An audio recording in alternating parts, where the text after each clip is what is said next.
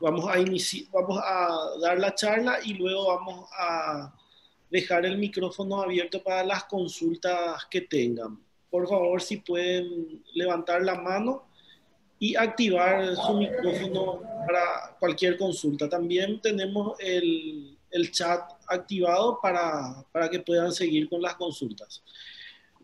Bueno, esta charla va a estar a cargo del doctor Jan Keller Zamudio. Él es médico cirujano, recibió en la Universidad Nacional de Itapúa, especialista en pediatría clínica de la Universidad Católica de Asunción, certificado por la Sociedad Paraguaya de Pediatría, especialista en terapia intensiva pediátrica de la Universidad Católica de Asunción, certificado por la Sociedad Paraguaya de Pediatría, jefe del Servicio de Terapia Intensiva en Niños del Hospital Central del IPS, miembro del Comité de Bioética del Hospital Central del IPS, encargado del posgrado en terapia intensiva pediátrica de la Universidad Católica de Asunción, instructor de pregrado de la Cátedra de Pediatría de la Universidad Católica de Asunción, médico de guardia de la terapia intensiva del Hospital General Pediátrico Niños de Acostañú y socio y miembro de la Sociedad Paraguaya de Pediatría y Círculo Paraguayo de Médicos.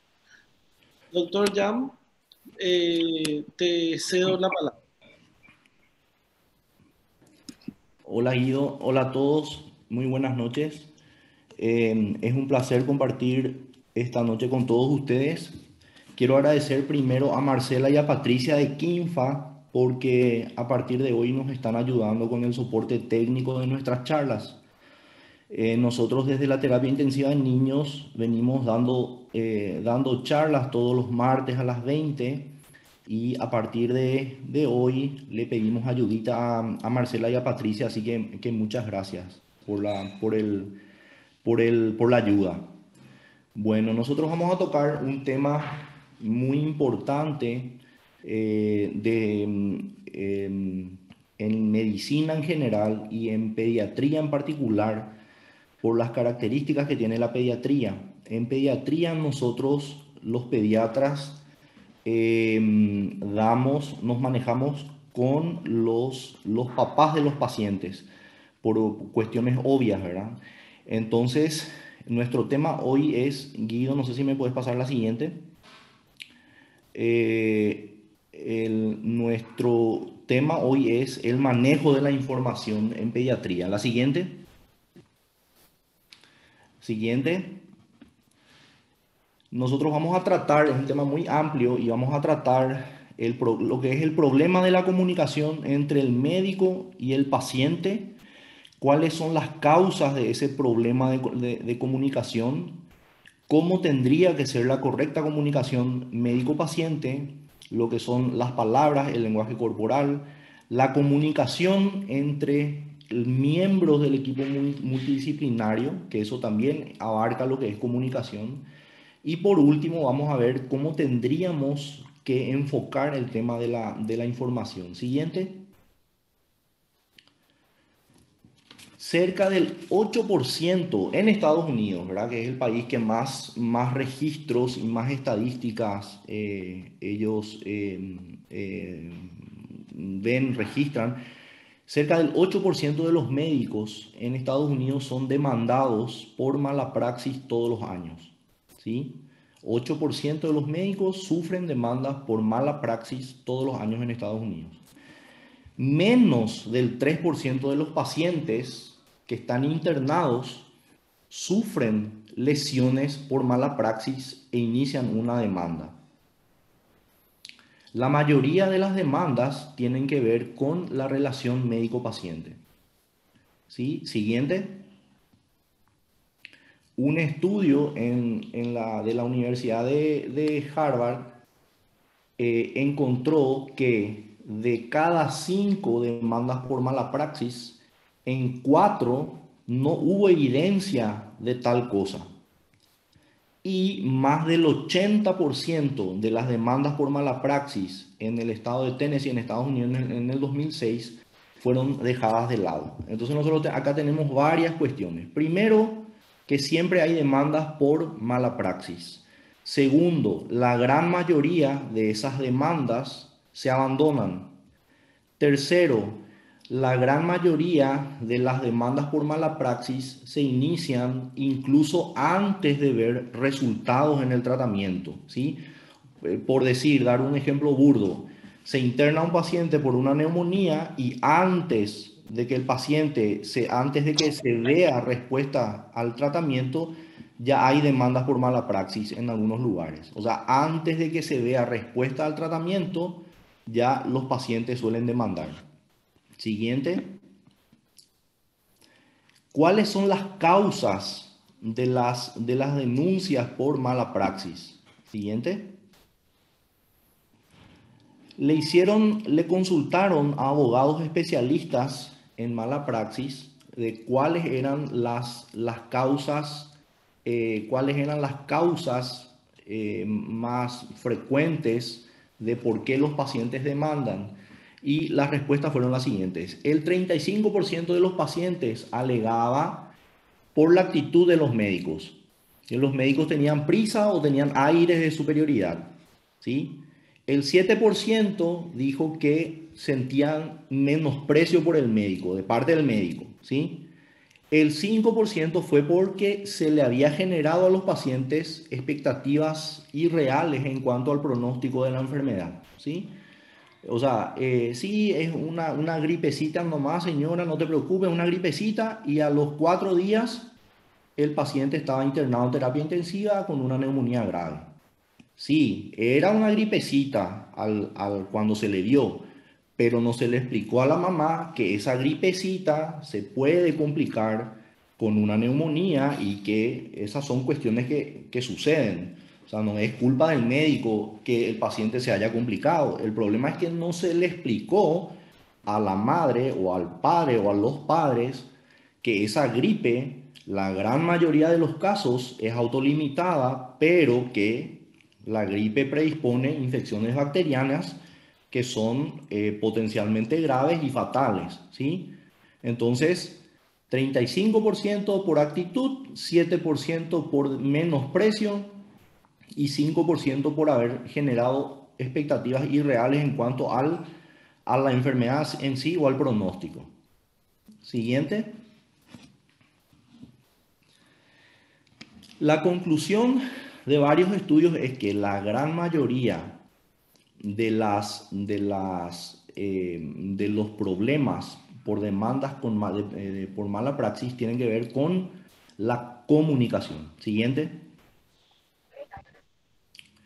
Y bueno, esta es la Torre de Babel, ¿verdad?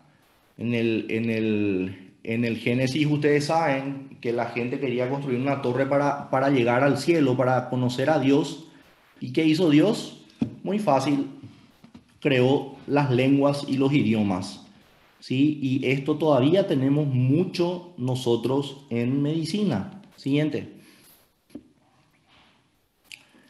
Grietas en la comunicación entre médicos y pacientes son factores críticos que llevan a demandas por mala praxis. Y hay un montón de gente que estudió esto, ¿sí? Hickson en el 94, en el 96, ¿sí? Un montón de gente que se enfoca a estudiar este tipo de estos temas. Siguiente. ¿Cuál es el resultado de tener miedo a las demandas? ¿En qué caemos nosotros los médicos cuando tenemos miedo que nos demanden? Siguiente. En la medicina defensiva. Siguiente. ¿Qué es la medicina defensiva? Siguiente. La medicina defensiva es ejercer la medicina teniendo temor a las denuncias. Entonces, lo que nosotros hacemos es o hacemos cosas exageradas o no nos queremos embollar y no hacemos lo que tenemos que hacer. Siguiente.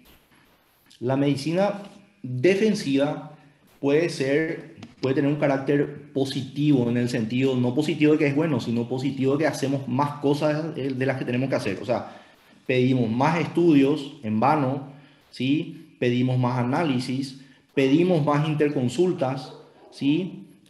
No, ¿sabes qué? El papá es un poco pesado, entonces vamos a dejarle nomás internado. A lo mejor no tiene criterios para quedarse internado el paciente, pero ¿sabes qué? El papá es medio pesado y vamos a dejarle internado. Y ¿sabes qué? No me animo a darle alta, sí, porque después se va, se complica, la mamá es pesada, qué sé yo, le dejamos más tiempo internado al paciente. Siguiente. O lo contrario, no hacemos cosas que realmente tenemos que hacer. No, ¿sabes qué? Mejor no le vamos a colocar la sonda, no, porque ¿sabes qué? Vamos a probar así nomás. O no, ¿sabes qué? Necesita una vía central del paciente, pero ¿sabes qué? No va a entrar quirófano y no, mejor no le hacemos, ¿sí? O ¿sabes qué? No, este paciente vele nomás vos, porque es un paciente medio complicado, ¿sí? O sea, no hacemos lo que tenemos que hacer pese a que es necesario, ¿sí? Por miedo a las complicaciones y hacemos cosas exageradamente. Siguiente. La medicina defensiva es la degradación de la práctica médica y su ejercicio tiene consecuencias nefastas para el paciente. ¿Por qué? ¿Por qué? Porque al paciente le hacemos más análisis de laboratorio, o sea, le clavamos más veces, le dejamos más tiempo internado, le sometemos a mayor cantidad de estudios radiológicos, ¿sí? Etcétera.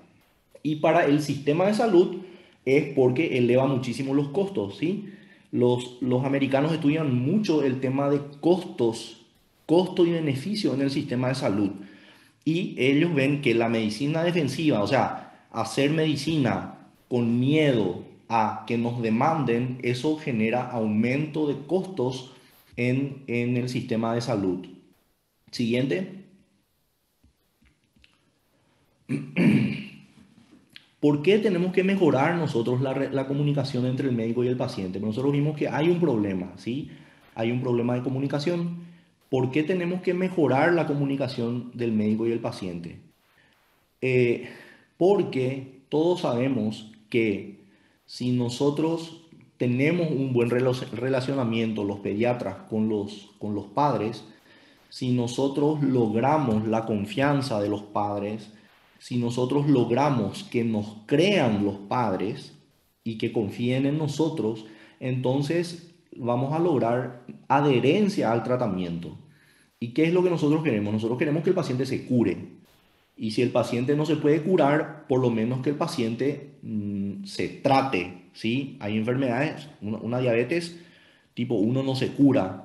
Entonces, sabemos que no le podemos curar al paciente, pero por lo menos que se adhiera al tratamiento para que su diabetes no se complique y para que pueda vivir muchos años con su enfermedad controlada.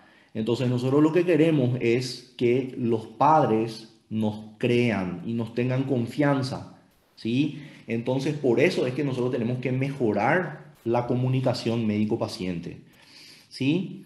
Y los mejores resultados que va a tener el paciente puede ser así gracias a la facilidad o no que nosotros tengamos para transmitir primero qué es lo que tiene el paciente, segundo, el tratamiento y el pronóstico, o sea, qué es lo que va a pasar si es que el paciente no se trata o si el paciente no se adhiere correctamente al tratamiento. Siguiente.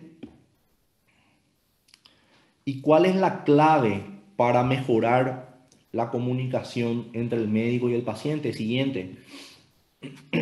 La inteligencia emocional. Siguiente. ¿Qué es la inteligencia emocional? Es un término relativamente nuevo, ¿sí? Pero que ya se sabe hace siglos y siglos entre los médicos semiólogos más antiguos, ya se conocía, pero se acuñó este término hace poco. La inteligencia emocional es reconocer mis emociones, reconocer las emociones en los demás y tratar, al reconocer estas emociones, tratar de moldear nuestro pensamiento y nuestra conducta para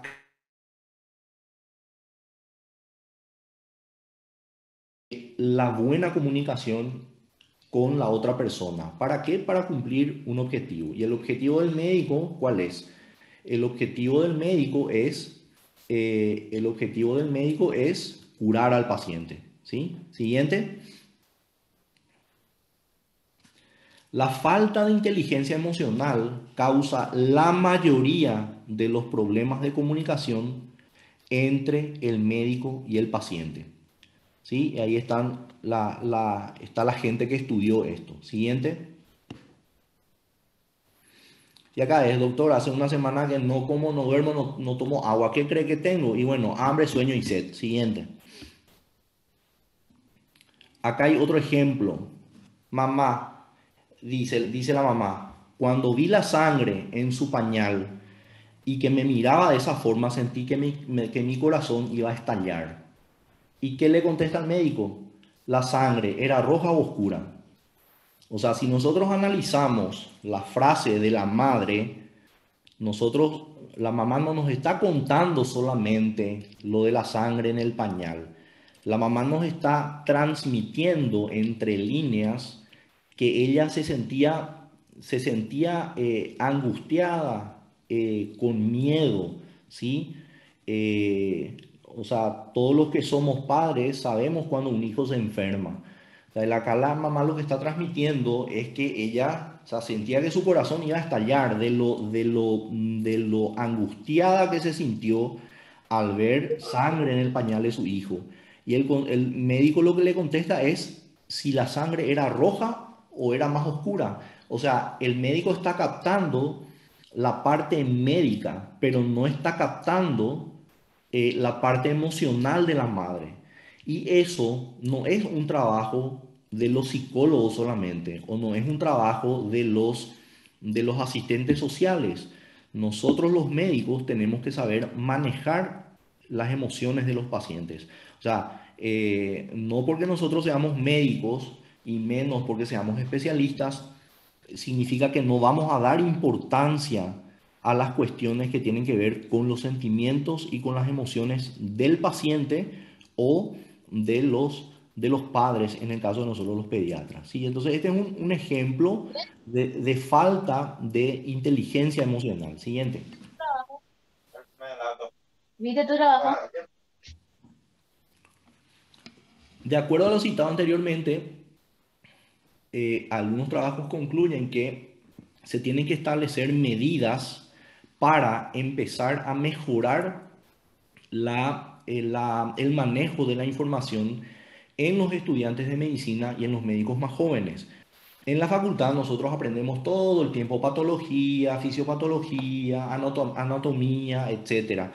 Después, en la residencia, después de la residencia, nosotros siempre nos vamos formando y actualizando en lo que son tratamientos médicos, ¿sí?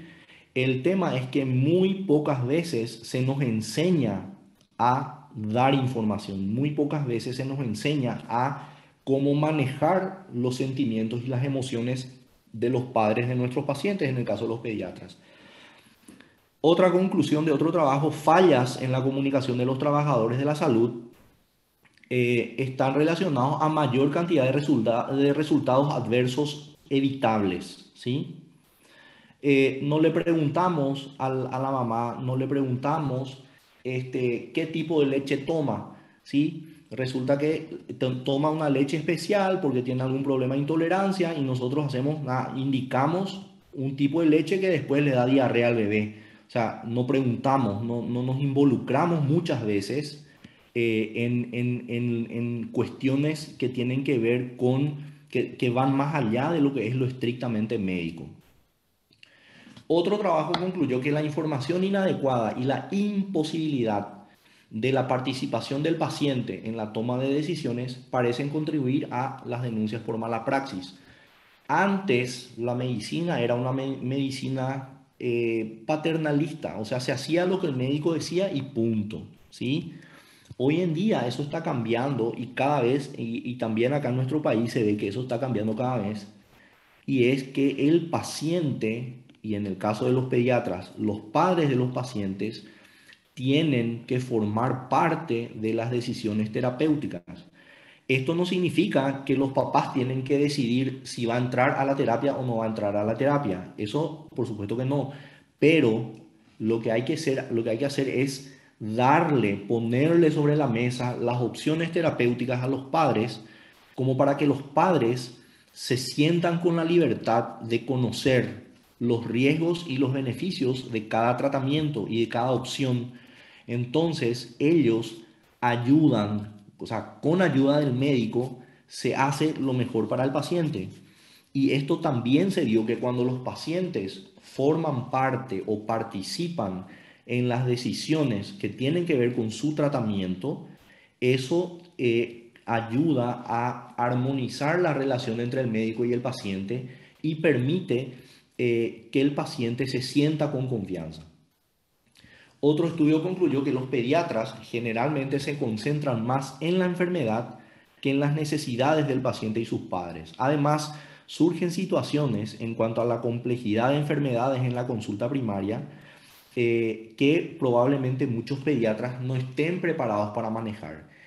Los avances tecnológicos, de los avances médicos y tecnológicos, hacen que hoy en día se vean más pacientes con patologías complejas, ¿sí? Mientras antes la gran mayoría de los pacientes con patologías complejas fallecía a corta edad, hoy en día se ve que hay más sobrevida gracias a la tecnología, se ve que hay más sobrevida y los pacientes con patologías complejas viven más tiempo que antes. Y eso hace que resulta que los pediatras de la atención primaria se vean de repente enfrentados, se tengan que enfrentar a problemas muy complejos que probablemente no estén lo suficientemente preparados. Por ejemplo, pacientes que consultan con el pediatra con, no sé, con diálisis peritoneal domiciliaria, por ejemplo, ¿sí? O pacientes con secuelas neurológicas, ¿sí? Que de repente tienen un manejo multidisciplinario, ¿sí? Porque le tiene que ver el pediatra general, el fisioterapeuta, el neurólogo, ¿sí? A lo mejor tiene algún otro problema, le tiene que ver el endocrinólogo, ¿sí? O sea, son pacientes mucho más complejos y el pediatra tiene que estar a la par de los avances de la medicina. Siguiente. El éxito médico, el éxito en el tratamiento médico depende de dos cuestiones: la atención médica en sí y la comunicación interpersonal. O sea, por un lado, yo tengo que ser un buen pediatra, pero yo, aparte de ser un buen pediatra, tengo que poder tener una comunicación interpersonal con los padres de mi paciente o con mi paciente, ¿sí? O sea, no sirve que yo sea el ídolo número uno, pero no sé transmitir lo que yo sé de ese paciente. Entonces, dos cuestiones: ser buenos médicos, una buena atención médica en sí, y comunicación entre con los padres del paciente, pero también con el resto de los miembros del equipo multidisciplinario. Siguiente. Desde los estudios de la doctora Korsch hace más de 50 años hasta la fecha, la práctica de la pediatría ha cambiado de tal manera que ha hecho más difícil la comunicación entre el médico y los familiares. Los avances médicos y tecnológicos han resultado en un aumento en las discrepancias, ¿sí?, entre los médicos y las familias en cuanto al entendimiento de las enfermedades y sus perspectivas. Eso es lo que dije hace un rato. O sea, el avance de la medicina hizo que el paciente no sea seguido simplemente por el pediatra, sino que el paciente es seguido por un equipo multidisciplinario. Entonces parece, yo siempre me imagino como las fábricas de autos, ¿verdad? Que entra el auto y que están los robots al lado y que cada robot hace un poquitito de algo, ¿sí? Eso no tendría que pasar, porque eso generalmente en los hospitales, sobre todo de cuarto nivel, tercer, cuarto nivel, eso es lo que sucede. O sea, el paciente entra, ya se va con el neurólogo ya le ajusta la medicación, después pasa con el fisioterapeuta, le hace su fisioterapia, después pasa con el endocrinólogo, le ajusta el medicamento, después pasa por el pediatra, le pesa, le controla y después se va a la casa. ¿Quién le habló a los familiares? ¿Quién le dijo a los familiares cómo iba ese niño? Y al final nadie. O sea, los pacientes hoy en día, muchos de ellos con enfermedades complejas y con enfermedades graves sobre todo, son vistos por un equipo multidisciplinario, ¿sí? Y eso hizo que la vieja consulta con el pediatra, en donde los padres le contaban y le decían cómo estaba fulanito en la casa, cuáles eran sus progresos, etcétera, etcétera, eso se haya terminado un poco. Y eso es lo que nosotros no tenemos que dejar que pase. O sea, está bien que le vean más personas, le vean más profesionales, cada uno en su área, a un paciente, porque la medicina se volvió muy profunda, ¿sí? Entonces eso es necesario. Pero lo que no hay que descuidar es que, vamos a ver un poco más adelante, tiene que haber una cabeza visible en el equipo multidisciplinario que sea identificado por los padres como el líder del equipo multidisciplinario y que sea el que dé las informaciones y el que dé las informaciones y los informes sobre los avances o sobre la aparición de distintas complicaciones del paciente. Entonces, siempre tiene que haber un líder en el equipo. Siguiente. La Academia Americana de Pediatría establece a la comunicación como el procedimiento médico más común, ¿sí? O sea, la Academia Americana de Pediatría establece a la comunicación como un procedimiento, igual que como poner una vía, igual como colocar una sonda nasogástrica, una sonda vesical. Bueno, la comunicación es un procedimiento médico y es el procedimiento médico más común. Siguiente. Y esto es nuestra necesidad de comunicación. Hace miles y miles de años el ser humano ya como pudo intentó comunicarse. Y no sé, miles de años después seguimos con problemas de comunicación nosotros. Siguiente. La satisfacción de los padres con los profesionales que atienden a su hijo enfermo gravemente está relacionada fuertemente con la experiencia en la comunicación, ¿sí? Eso es la conclusión de un estudio, de dos estudios. Los padres buscan continuamente, y esto es muy importante, los padres buscan continuamente información honesta, entendible, ¿sí? Y responsable de acuerdo a sus dudas e inquietudes, que sean proveídos en forma individual y privada por un personal de salud a quien conozcan e identifiquen, ¿sí? Eso es muy importante en pacientes que ingresan a terapia intensiva. O sea, los pacientes graves que ingresan a terapia intensiva, a los 20 minutos, media hora más tardar, tiene que salir el médico de guardia a darle el informe a los padres de cuál es la condición de su hijo, ¿sí? Porque no puede ser que entre el niño a terapia intensiva 8, 12 horas, nadie sale a hablarle a los papás, nadie les dice nada, los papás resulta que ven que su hijo entra a la terapia, ellos no pueden entrar, resulta que pasan las horas, le piden que vayan a comprar esto, que vayan a comprar lo otro y nadie les dice nada. Y después de 12 horas sale un médico totalmente desconocido a quien nunca vieron y les dice, ¿sabes qué? Tu bebé falleció. Entonces, esas son cosas que no pueden pasar.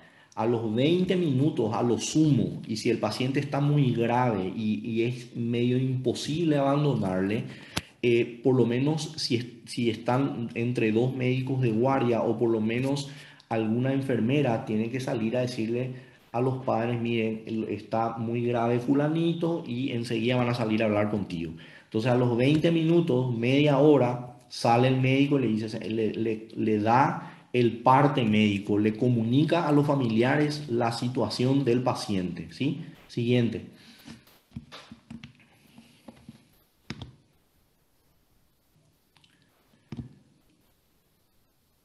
Siguiente.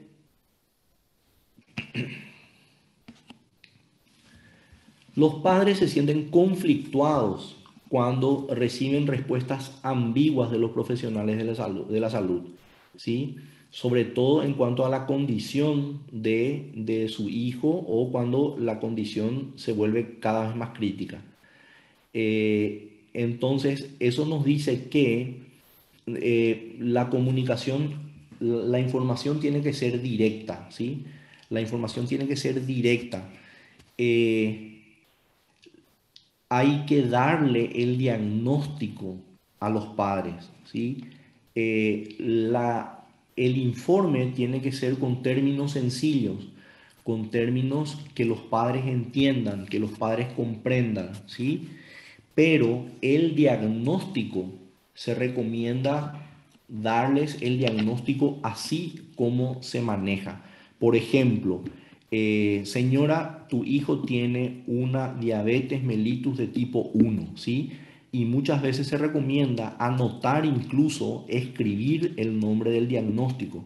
Tu hijo tiene una neumonía complicada con derrame pleural por un estafilococo. Ejemplo, los diagnósticos tienen que ser escritos porque los papás tienen que saber, porque muchas veces vemos cuando le preguntamos a los padres qué te dijeron y me dijeron que tiene sucio su pulmón. Y sí, pero sucio el pulmón, que sucio el pulmón puede ser cualquier cosa. Entonces hay que anotarles el diagnóstico a los padres. Tu hijo tiene una, qué sé yo, un síndrome inflamatorio multisistémico por COVID. Entonces ahí se le anota el diagnóstico. Y después las explicaciones sí, tienen que ser simples para que los padres entiendan más o menos de qué es lo que se trata. En estos casos, las reuniones del equipo multidisciplinario con los padres puede darle tranquilidad, ¿sí? Y demostrarle a los padres que se está trabajando en equipo. En estos casos, los padres suelen verse angustiados por pensar que se le oculta información o que no hay completo compromiso del personal médico para con su niño. Sobre todo en terapia intensiva, cuando la situación no marcha bien, o incluso en la sala, en sala común, cuando nosotros tenemos pacientes que vemos que tienen una evolución tórpida, no nos gusta, pensamos que hay algo que no estamos dándole en el clavo en cuanto a diagnóstico, entonces rápidamente nosotros tenemos que conformar equipos multidisciplinarios, ¿sí? ¿Qué sé yo?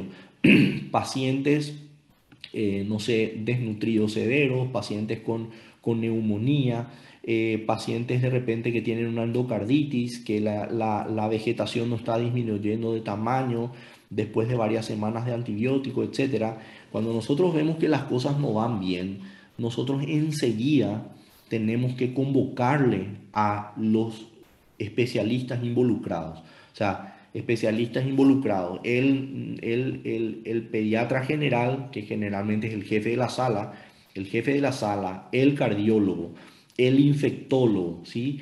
El nutricionista, si es que no sube de peso. Tenemos que conformar equipos multidisciplinarios precozmente y tenemos que hablar en equipo con los padres, porque si no, los padres tienen la sensación de que no, esa doctora no sé, no, para mí que esa no sabe qué es lo que tiene mi hijo, ¿sí? O sea, enseguida nosotros cuando tenemos un paciente que no está marchando así como nos gusta, nosotros tenemos que conformar equipos y tenemos que transmitir la información a los padres en conjunto, ¿sí? Siguiente.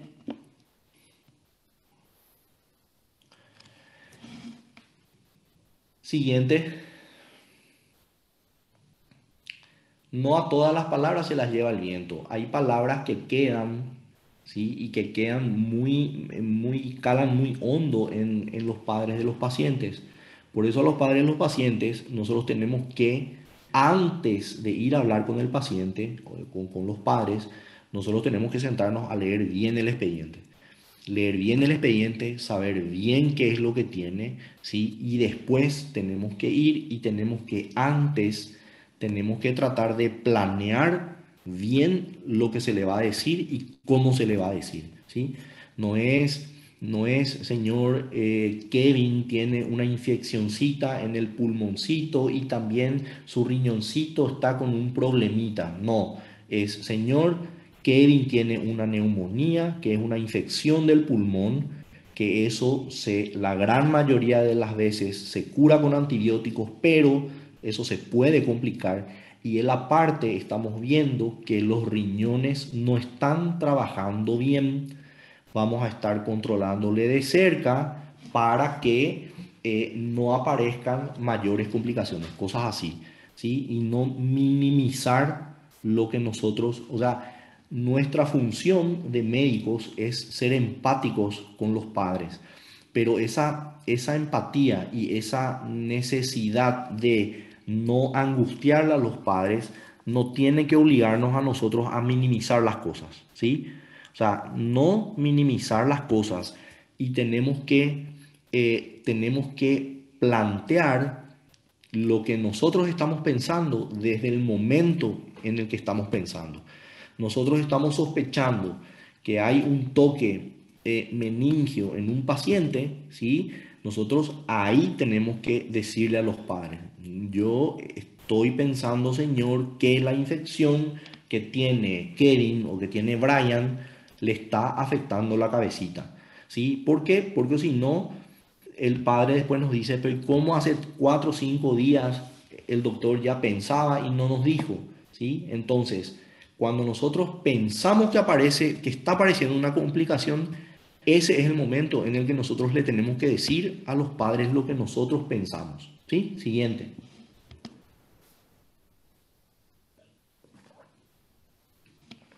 ¿Cómo mejorar la comunicación del paciente? La comunicación del paciente tiene que mejorar primero con la atención centrada en el paciente que mencioné antes, o sea, hacerle partícipe al paciente en la toma de decisiones.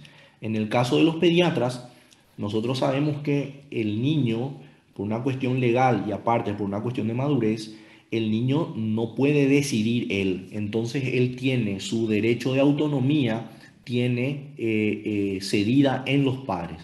O sea, los padres son los que asumen el derecho de autonomía del paciente. Entonces los padres tienen que conocer las opciones de terapéutica, las opciones terapéuticas que ese niño tiene y eso nosotros tenemos que manejar con los padres. La empatía del equipo multidisciplinario. ¿Empatía qué es?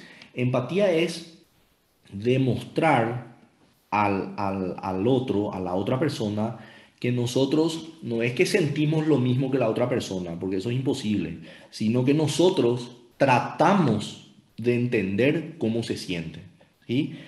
Esa es la empatía. O sea, yo no sé cómo vos te sentís, señora, pero me imagino que lo que debes estar sintiendo, no quiero estar en tu lugar y entiendo que vos te sientas angustiada.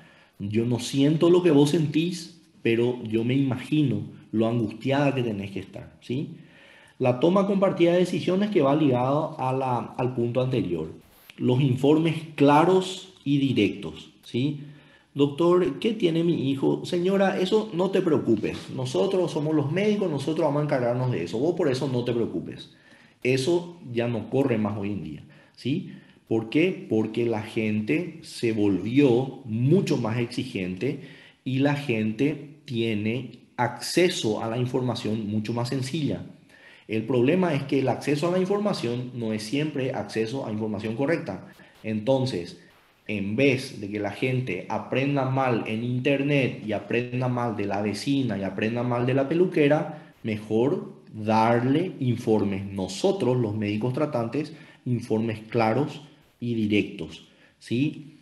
Ustedes piensen que un papá o una mamá está 24 horas internado con su hijo en el hospital y a nosotros como médicos no nos cuesta nada perder algunos minutos explicando y aclarando las dudas que tenga esa mamá.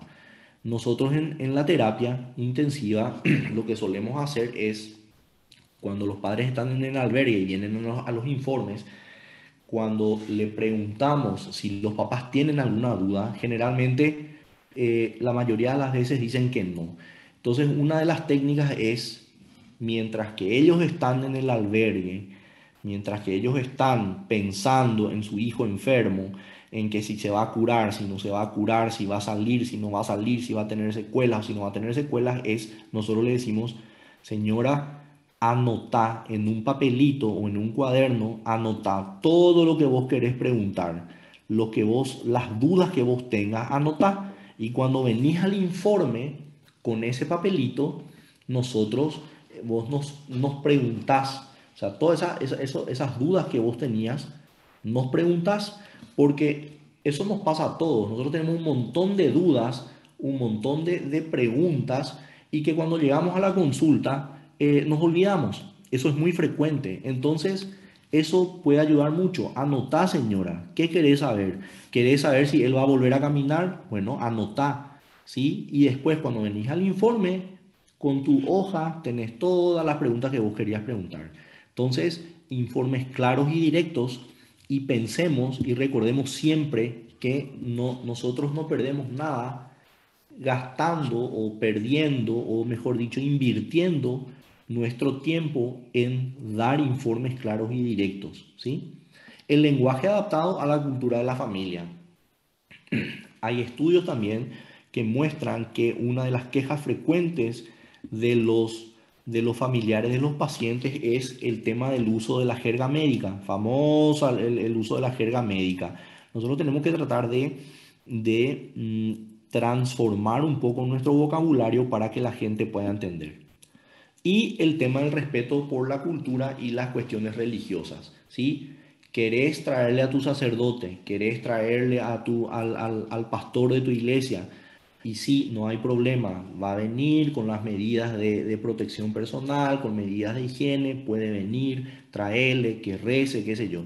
Por supuesto, no le vas a traer a 20 personas de la congregación que entren todos en un espacio chico, pero esas cuestiones siempre hay que respetar, las cuestiones religiosas. Las cuestiones religiosas sirven también a la hora de dar malas noticias, ¿sí? En el sentido de que nosotros le solemos decir a los padres, yo personalmente yo no soy católico, pero yo siempre le digo a los padres, cuando tengo que dar una mala noticia, hay que hacer mucha fuerza, hay que rezar para que su cuerpo responda a lo que estamos haciendo, ¿sí? Porque tocar la religión en la gran mayoría de las situaciones, sobre todo situaciones angustiantes, ayuda mucho. Por más que uno no comparta el mismo credo de la persona, pero eso puede ayudar a dar mucha fuerza. Señora, reza mucho, ahora lo único que vos podés hacer es rezar, hacer fuerza para que el cuerpito de tu hijo responda a todo lo que nosotros le estamos haciendo, etcétera, etcétera. Eso también es una cuestión y también hay estudios con respecto a eso, ¿verdad? El tema de el respaldo religioso, el respaldo de la fe. Siguiente.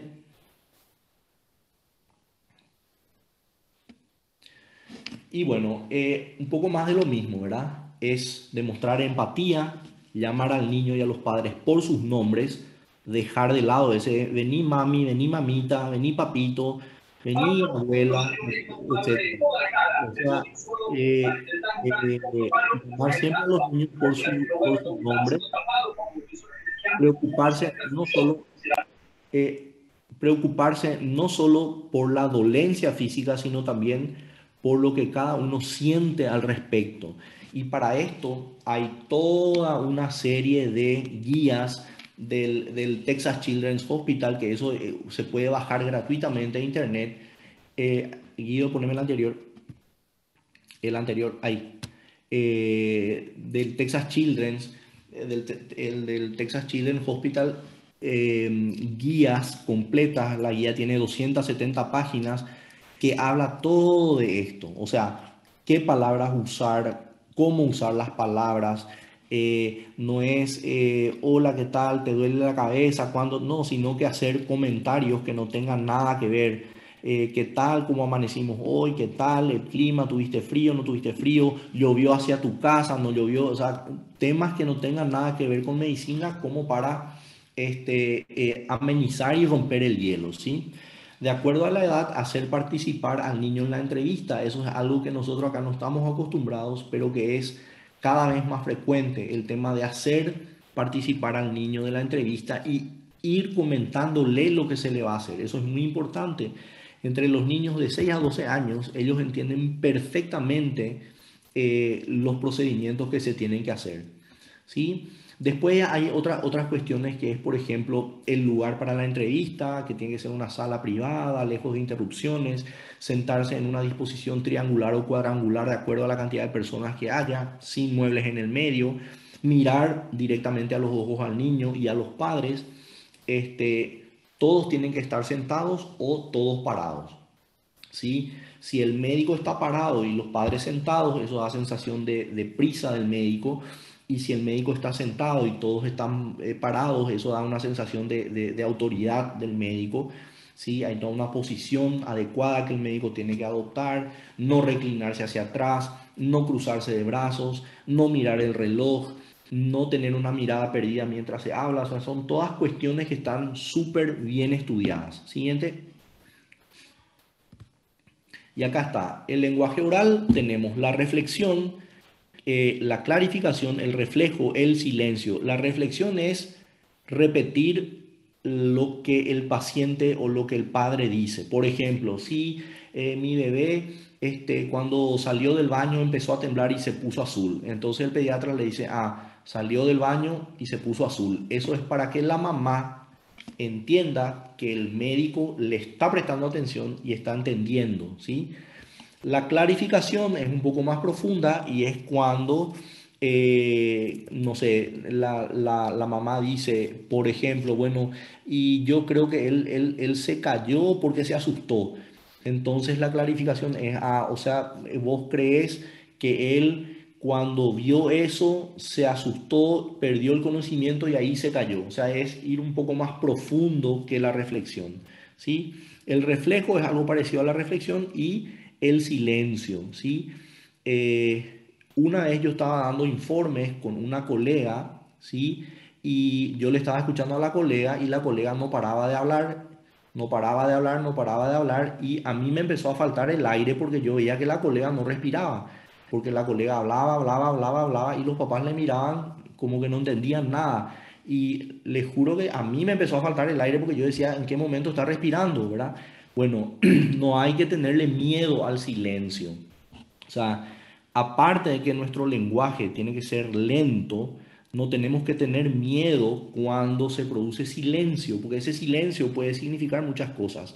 O hay miedo de los padres a hacer alguna pregunta, o los padres están tomándose su tiempo para analizar la situación porque están en choque, o el silencio se produce porque los padres están pensando si decir algo o no.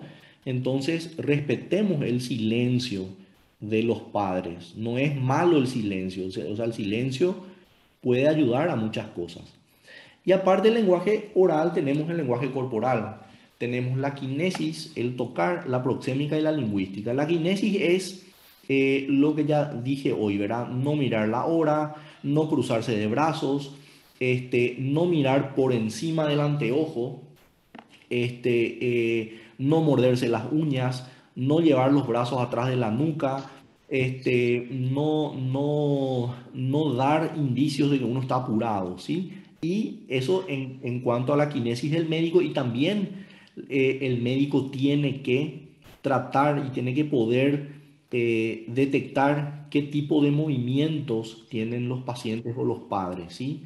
El hecho de tocar es algo que es muy variable en cada cultura, ¿sí? Podemos, cuando hay mucha confianza, dar una palmada en el hombro a los padres, ¿sí? Podemos tocar las manos o tocar los antebrazos de los padres cuando hay un poco más de confianza, en señal de apoyo, etcétera. La proxémica es lo que tiene que ver con el ambiente donde uno da los informes. O sea, el lugar donde uno da los informes tiene que ser un lugar privado, lejos de ruido, no en los pasillos de los hospitales, cosa que es un poco complicado por nuestros hospitales. Y la lingüística es las palabras onomatopéyicas como el ujú, ujú, ajá, sí, o que nosotros también usando eso nos puede dar, le puede dar a los pacientes o a los papás la señal de que le estamos escuchando, que le estamos atendiendo. Siguiente, la comunicación entre los colegas. Siguiente. Y los colegas en los hospitales somos como esto. Somos como un conjunto de pequeñas islas trabajando todos separados, ¿verdad? Todos somos ídolos, todos sabemos todo, no necesitamos del resto, no me voy a subir, que venga él, etcétera. No voy a escribir porque estoy por encima de eso. Y esto es lo que nosotros tenemos que eliminar. Tenemos que tratar de dejar de ser islas, tenemos que tratar de dejar de ser burbujas y tenemos que sumarnos a lo que en el mundo entero se está haciendo, que es abordar la medicina como un equipo multidisciplinario que somos. Siguiente.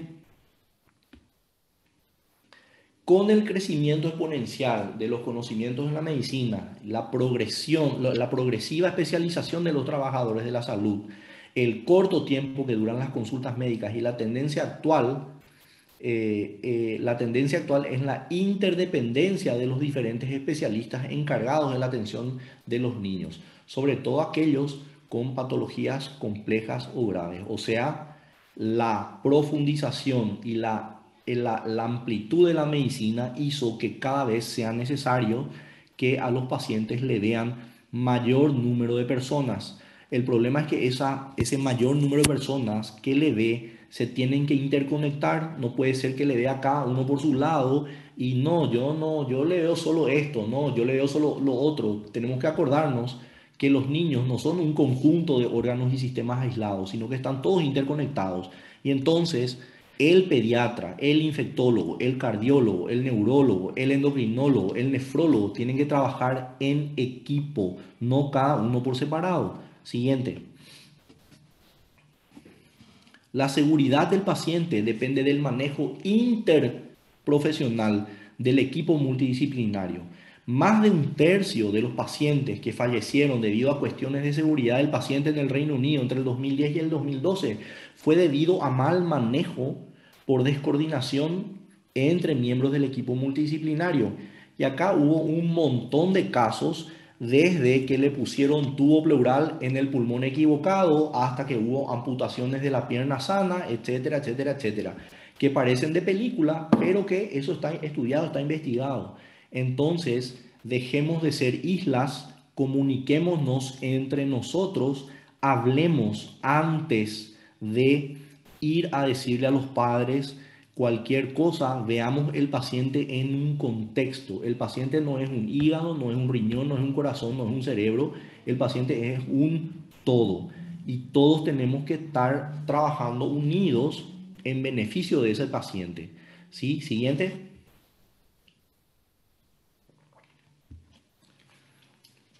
Estos son más datos. Más del 16% de los pacientes hospitalizados experimentan cada año efectos adversos de tratamientos y o procedimientos. Y entre 44.000 a 98.000 pacientes fallecen cada año en Estados Unidos por errores médicos. ¿Sí? Errores médicos es un capítulo grande y dentro de errores médicos entran varias cuestiones, la mayoría de los cuales está relacionado con la comunicación o con mala comunicación entre especialistas. ¿Sí? Y ahí está la referencia. Siguiente. El abordaje de un equipo multidisciplinario mejora los resultados en la sobrevida en pacientes con neuroblastoma de alto riesgo. Este autor trabajó exclusivamente en pacientes oncológicos, ¿sí? Y se dio cuenta que la sobrevida de los pacientes, específicamente ellos estudiaron en neuroblastoma, la sobrevida de los pacientes mejoraba con la adopción de protocolos de manejo multidisciplinario. En IPS nosotros tenemos una linda experiencia con los pacientes trasplantados renales. Cuando yo era, no me acuerdo si era residente o médico de guardia, se hizo el primer trasplante renal en el IPS y al principio hubieron muchas cuestiones muchos problemas, muchos contratiempos. Y después de eso, después del primer paciente trasplantado, una reunión con el equipo de nefrología infantil, con los médicos jefes de entonces de la terapia intensiva, y ahí se empezó a trabajar mucho más en forma mucho más cercana, y se establecieron protocolos y se establecieron normas, y después de eso se siguió trabajando así en forma muy cercana entre nefrología y el equipo de la terapia intensiva. Y eso, por ejemplo, es un ejemplo, salvando las distancias, pero es un ejemplo muy bueno de lo que es un equipo multidisciplinario, ¿sí? Abajo, la aplicación de protocolos terapéuticos que envuelven a varias especialidades obligan a la cooperación y comunicación efectiva entre los profesionales de distintas disciplinas. Los pacientes sometidos a este tipo de protocolos multidisciplinarios demuestran mejora en cuanto a los resultados, en cuanto a su sobrevida. Entonces, en, nuestro, en nuestros hospitales es un poco complicado el tema de reunirse, de que cada profesional se reúna por una cuestión de horario, ¿verdad? Porque nosotros, nuestros hospitales, los jefes están hasta el mediodía, hay muchos interconsultores que hacen consultorio y vienen a ver a los pacientes internados después del consultorio, hay muchos profesionales no vienen todos los días, entonces es muy complicado muy complicado es reunirle a todos los especialistas a la vez. Pero también, sorpresa, hay estudios hechos sobre la utilización de la tecnología, como por ejemplo ahora Zoom, ¿sí? Para que 3 o 4 especialistas estén en el hospital y los otros 3 o 4 especialistas estén comunicándose por Zoom, incluso con los padres de los pacientes en sus casas. Entonces, hoy en día, las distancias y la diferencia de horario tampoco es demasiado sostenible para no reunirse, ¿sí? Siguiente. Las investigaciones evidencian que, a pesar de que los profesionales reconocen la importancia del trabajo en equipo, en la mayoría de los casos el verdadero trabajo en equipo es inefectivo o no existe. O sea, todos sabemos que tenemos que trabajar en equipo. Vamos a trabajar en equipo. Sí, todos en equipo.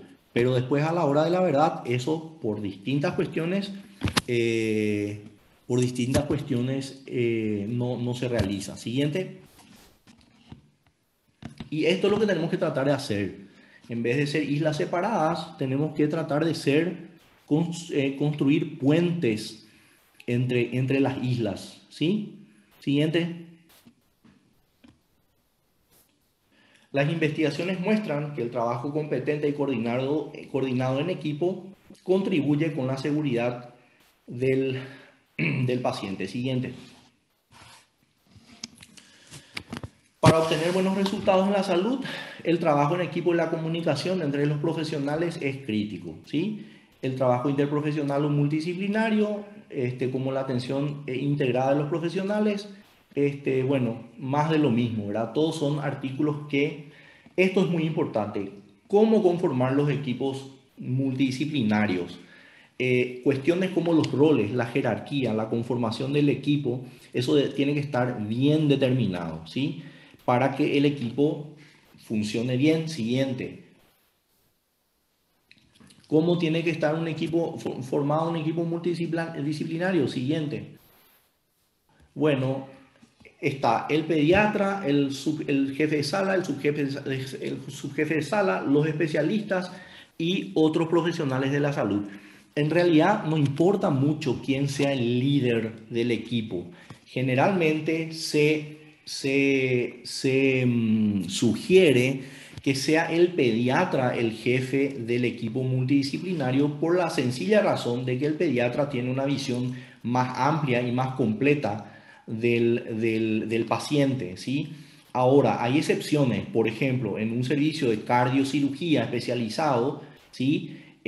Cuando el paciente tiene una cardiopatía compleja, quirúrgica, muy importante, entonces ahí es común que muchas veces el jefe del equipo sea el cardiocirujano, ¿sí?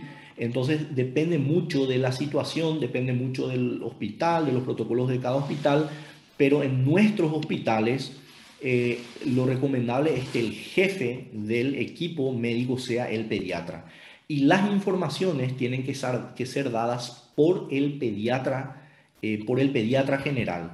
Cuando las informaciones son muy específicas de la especialidad, por ejemplo, señora, vamos a entrar, vamos a abrir el corazón, vamos a cortar, vamos a diseccionar esto, y este vaso le vamos a unir a esto y le vamos a hacer esto, cuando son muy específicas las cuestiones, o en cirugía, señora, vamos a entrar, le vamos a abocar la vesícula, ponerle un cañito, ponerle un tubito, en ese tipo de situaciones se recomienda que sí sea el especialista el que dé la información, pero siempre acompañado por el jefe del equipo multidisciplinario, porque si no, viene el especialista o viene el cardiólogo, el infectólogo, qué sé yo, a la tarde le habla a la mamá, le habla al papá y después se va. Y al día siguiente el jefe de sala no sabe qué le dijo, qué no le dijo, qué escribió, qué no escribió, etcétera, etcétera, etcétera. Bueno, acá ya Guido me está apurando. Siguiente. Y bueno, acá lo mismo. Tiene que haber una figura en el equipo multidisciplinario, una figura que sea el jefe visible y que los padres identifiquen como el jefe del equipo multidisciplinario, ¿sí? Generalmente los pediatras tienen una visión más amplia, etcétera. Siguiente. Y bueno, el menor número de personas tiene que dar la información, así como dije antes. Siempre es el jefe del equipo multidisciplinario, no es otro. Y cuando las informaciones son ¿cómo es que se llama? Cuando la información es muy específica, siempre acompañado el especialista por el jefe del equipo. Siguiente. Siguiente. Bueno, esto es cómo comunicar. Hay técnicas de cómo comunicar que también están estudiadas. Siguiente. Mm, Este es nuestro consentimiento informado, que los pacientes que ingresan a terapia intensiva se leen, se les explica en la primera entrevista. El médico de guardia es el encargado en explicar esto, ¿sí? Y los padres firman esto, ¿sí? Pero aparte de que ellos firman esto, eh, todos los días con los informes médicos se le va explicando a los familiares los procedimientos que se están haciendo. Siguiente. Bueno, conclusiones: demostrar empatía, adoptar técnicas para ganar confianza a los pacientes, comunicar con la verdad la situación real y con solvencia científica, involucrar a los distintos miembros del equipo multidisciplinario, empoderarse del paciente, establecer planes de trabajo con el equipo multidisciplinario, ser pulcro en la comunicación, ¿sí? Ser pulcro significa no sentarse, o sea, tiene que ver con la pulcritud, ¿verdad? Registrar todo por escrito, ser minucioso en todo, desde el examen físico hasta el último de los detalles. Siguiente. Y ese pasano más guido es la bibliografía, que eso está disponible, y puedo facilitar las diapositivas, y también tengo un pequeño informe de creo que 15 páginas donde está todo esto. Y con esto, muchas gracias. Excelente, doctor Jan. Tengo la mano levantada del doctor Luis Moreno. Voy a habilitar su micrófono, si me permite.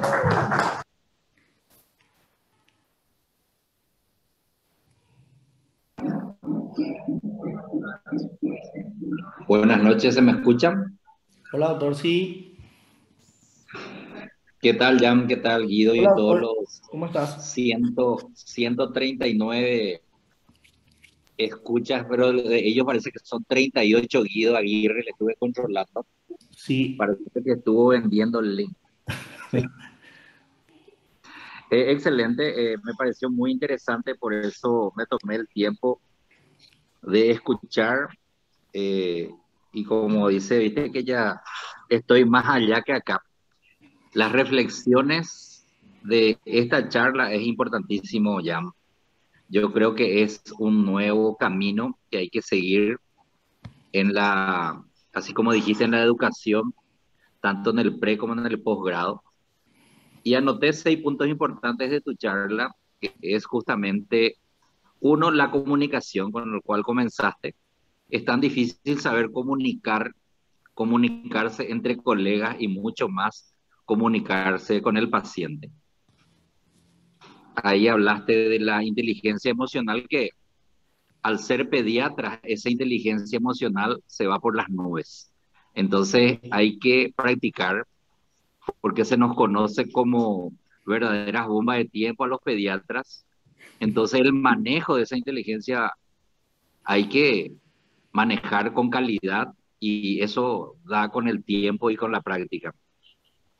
El segundo punto es la adherencia al tratamiento de estos pacientes, por supuesto. Si uno no le explica, no entienden, no hay adherencia. Y lo más importante y que nos toca a todos lo que describiste con Birkerland.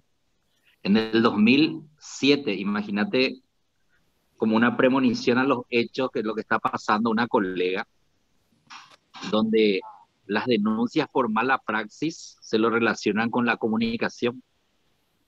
Eh, Hay que insistir por eso. Me pareció fundamental por eso la charla, saber comunicar, entender a los padres, explicar la patología, evitaría muchas demandas de mala praxis. El punto 5 se refiere al equipo, pero hay que saber conformar el equipo porque a veces hay, como vos dijiste, discrepancias. Por eso que siempre yo les digo a los residentes y los que me están escuchando y me conocen, es el pediatra que debe manejar el paciente, que debe conocer la patología, que debe conocer cómo hacer el seguimiento de un paciente que sale de cuidados intensivos. Entonces el pediatra tiene que estar preparado. El especialista forma parte del equipo. Ahí está el grave problema que a veces la información lo da el especialista, como vos dijiste, y el pediatra no lo sabe o el jefe no lo sabe. Es tan importante eso. Y así, el último punto se refiere al abordaje multidisciplinario, que es tan difícil, pero se puede, visto que todo el equipo de terapia intensiva está haciendo los abordajes multidisciplinarios, no solamente en la parte médica, sino que también en la parte psicológica, psiquiátrica, servicio social. Y el último punto para terminar, que me pareció muy importante, hablaste de la investigación. Lo que no está escrito no está dicho, lo ha dicho una infectóloga que presta servicio ahí en la terapia intensiva. Siempre ella nos decía, porque ella era R3 cuando yo era R1, lo que no está escrito no está dicho. Entonces uno tiene que basarse la información en algo científico. La medicina basada en la evidencia es lo mejor. Y entonces cada servicio, así como IPS, la sala de pediatría, el servicio de pediatría, deben reportar, deben dar, y ahora estoy bastante contento, no feliz, contento, porque se han presentado más de 25 trabajos en el Congreso, significa que nos estamos dando a conocer. Y bueno, gracias, Jan. Yo creo que es excelente esta charla para que la gente sepa la importancia de la comunicación. Saludos, Guido, fuerza. Gracias, doctor. Muy importante tu presencia. Muchas gracias. Sí, un comentario que hizo la doctora Judith Vázquez. La comunicación es muy importante también en el momento del nacimiento, con un hijo con sospecha de síndromes congénitos o discapacidad. La doctora Lea Acevedo. Dentro de la comunicación creo que está la parte de visita de los padres a sus hijos. ¿Cómo se hace con el tema de la pandemia? Porque en algunas UTI está prohibido el ingreso. Esa es una preocupación y particularmente no estoy de acuerdo.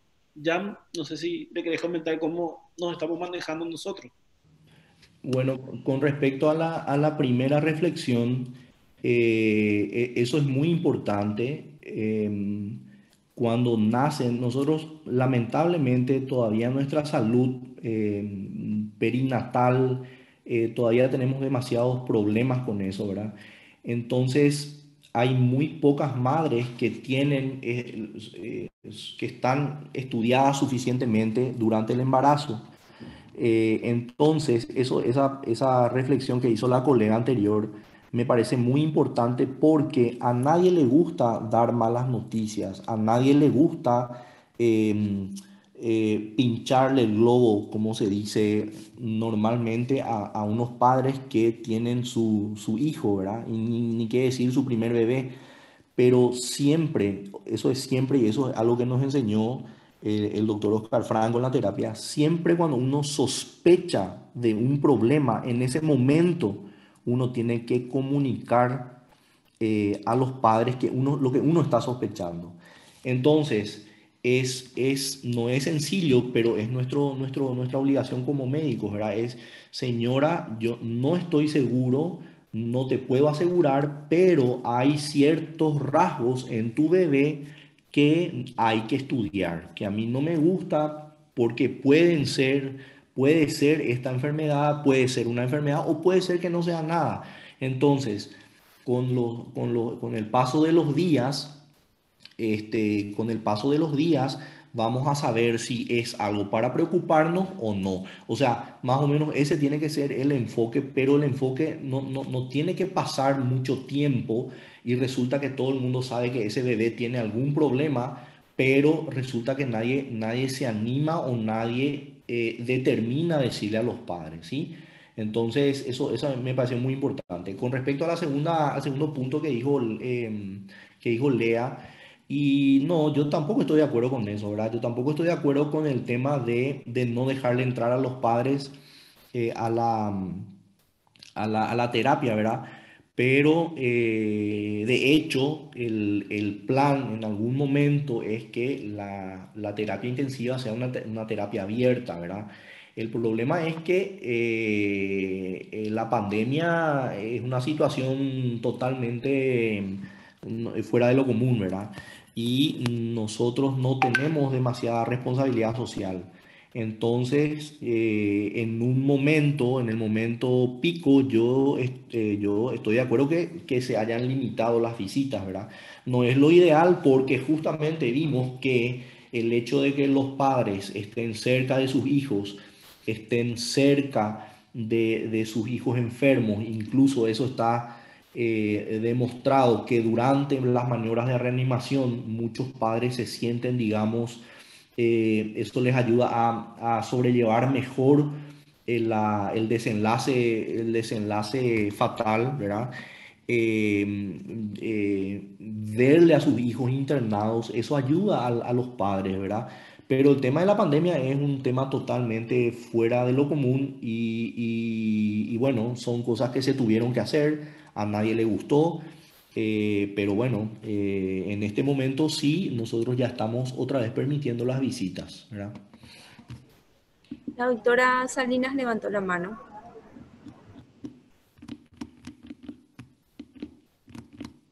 Sí, adelante.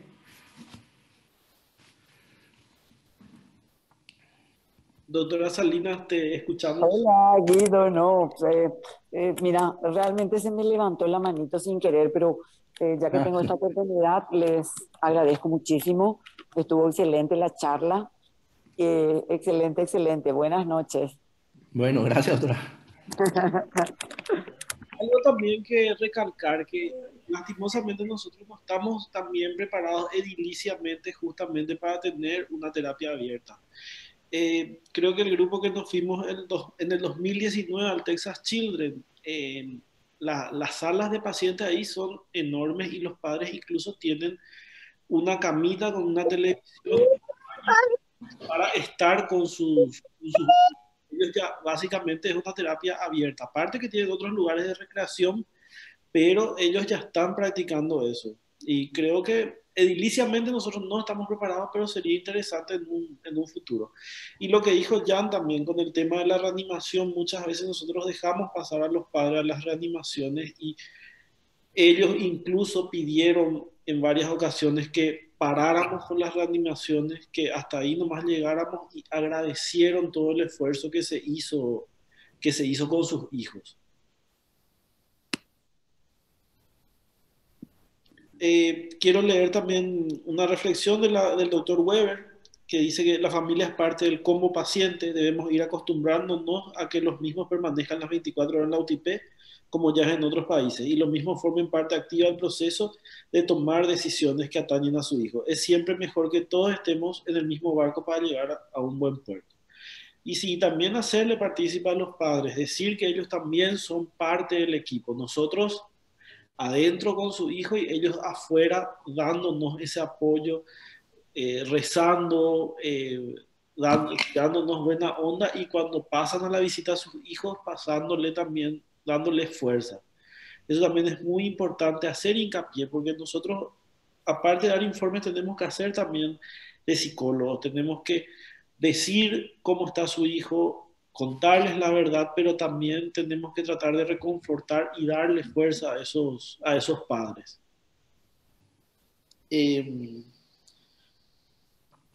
Bueno, y la doctora Aurea Villalba dice, empatía, empatía, empatía para con el paciente, con los padres, con los colegas y con nuestros colaboradores cercanos. Bueno, no sé si alguien más quiere acotar algo, alguna consulta que tengan.